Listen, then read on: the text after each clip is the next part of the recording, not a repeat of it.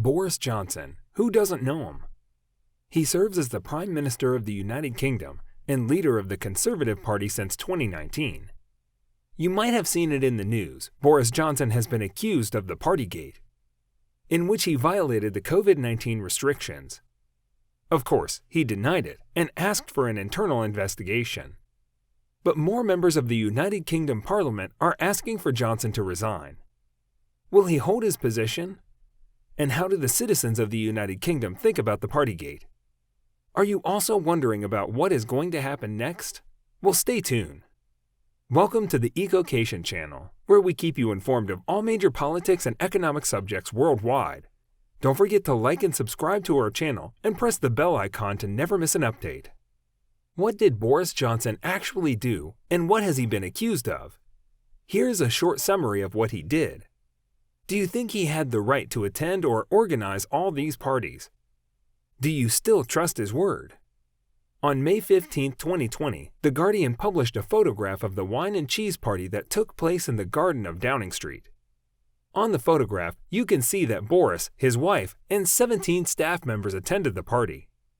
At that point in time, gatherings of more than 2 people were banned in outdoor spaces. On May 20, 2020, the Bring Your Own Booze party was held, where dozens of staffers were asked to bring their own booze. However, Boris did admit that he attended the gathering for 25 minutes. While they held a party, every citizen of the UK was banned by law to meet up with more than one person outside their households. Boris Johnson turned 56 on 19th of June 2020. His wife Carrie's helped organize an afternoon birthday surprise for about 30 people, where they sang Happy Birthday for Boris. According to a Downing Street spokesperson, Boris Johnson was there with a birthday cake for less than 10 minutes. Does that sound reasonable? Can you imagine you will attend your birthday surprise for less than 10 minutes? The list goes further.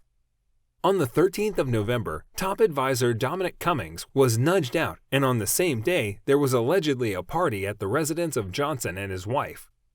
At that time, London was under Tier 3 restrictions, which means that households were prevented from mixing indoors. Johnson was asked about the party, to which he replied, "No, but I am sure that whatever happened, the guidance was followed and the rules were followed all the times." This list goes on and on. For example, the impromptu drinks inside the government office, a leaving party, wine tests Friday, and a Christmas quiz. But on Friday the 14th of January, the scandal worsened as it was revealed that a party was held in Downing Street the night before the funeral of Prince Philip. It was noted at the time that due to COVID-19 restrictions, the Queen was forced to mourn her husband at St. George's Chapel at Windsor Castle while sitting alone. On their turn, the government apologized to the Queen, but more danger lurks on the horizon. Sue Gray, a senior civil servant, was given the task to produce a report on what exactly happened. Johnson and the government have made it clear that they will no further comment on the parties until the investigation by Sue Gray has been completed. While the report itself cannot determine if any laws were broken, a detailed factual breakdown of what happened and why could put further pressure on Johnson to resign. But the scope of the investigation could be narrow enough to avoid a smoking gun, which means that Johnson may be able to ride out the scandal regardless of the outcome of the report. Despite the public anger at Johnson and his government, bad poll ratings, and the growing sense Boris Johnson has become so toxic he could drag us down with him, as one senior conservative put it, his loudest critics within the Conservative Party are going to have to suck it up and continue supporting the man they do not support, at least for the time being. Within just a few months, there would be a perfect moment to check the popularity of Johnson. Because, on the 5th of May, local elections are being held across England, Scotland, and Wales. His Conservative Party unanimously agrees that removing Boris Johnson at this moment would be extremely dangerous, because no one is certain what the consequences would be.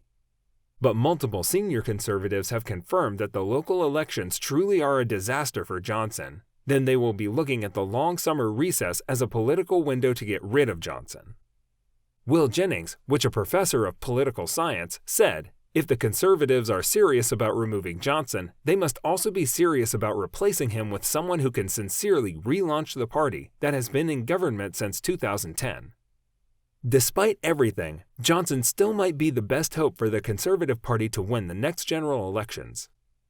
According to a Conservative staffer, there is nobody with a proper plan to replace Johnson. Another senior Conservative said despite the horrible job of Johnson, replacing him could cause a bigger mess. With new elections around the corner, the economic conditions will not favor the Conservative Party. Because the costs of living are increasing since the pandemic, there are inadequate public services, and the United Kingdom is still recovering from the ongoing difficulties caused by Brexit. It would be hard for any Conservative to handle these problems, especially those who are more prudent than Johnson. He might be the best option for the Conservative Party, especially if he wins a smaller majority at the next general election. But still, more members of the Conservative Party do not like the idea of Johnson being the Prime Minister. They describe him as a man who cares more about preserving his own power than that of the party. And besides the Party Gate, there are more scandals Johnson has been accused of. So, the Conservative Party is being forced to ask itself some very difficult questions at an incredibly hard time. Apparently, Johnson is not a normal politician, and it is hard to say whether the scandals have cost him his time as the Prime Minister or that he will still be in charge. What the future will bring is hard to say, but one thing that is for sure is that the Conservative Party will face a horrible few months of pain that will likely get worse before it gets even better, and it is possible that they could lose the next election. So, they need to find energy, enthusiasm, and drive to gear up for a number of political fights. How is it going with the investigation of Sue Gray? On Monday, Sue Gray handed Johnson an update of her findings, which was later published online. She concluded that dozens of social gatherings had been held and sharply faulted the country's leadership. The report said at least some of the gatherings in question represent a serious failure to observe not just the high standards expected of those working at the heart of the government, but also the standards expected of the entire British population at the time. And also, a number of these gatherings should both have been allowed to take place or to develop in a way that they did. According to Sue Gray, 12 of the 16 parties she looked to are now being investigated by the London's Metropolitan Police, and that her full report will not be published until the investigation by the police has been completed.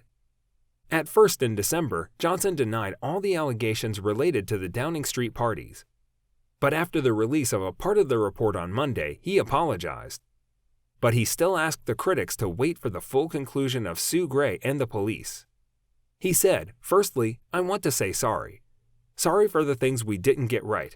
And I get it, and I will fix it." According to Johnson, he will make the proper changes to the way Downing Street and the Cabinet Office are run.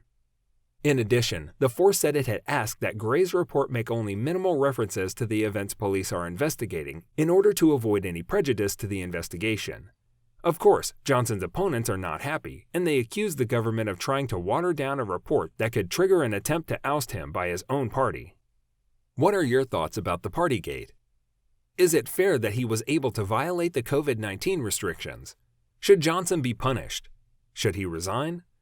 Do you think he should be fired? Let us know in the comments. For more interested topics of worldwide politics and economic subjects, like, subscribe, and put your notifications on in order to always be updated of what's going on in the world.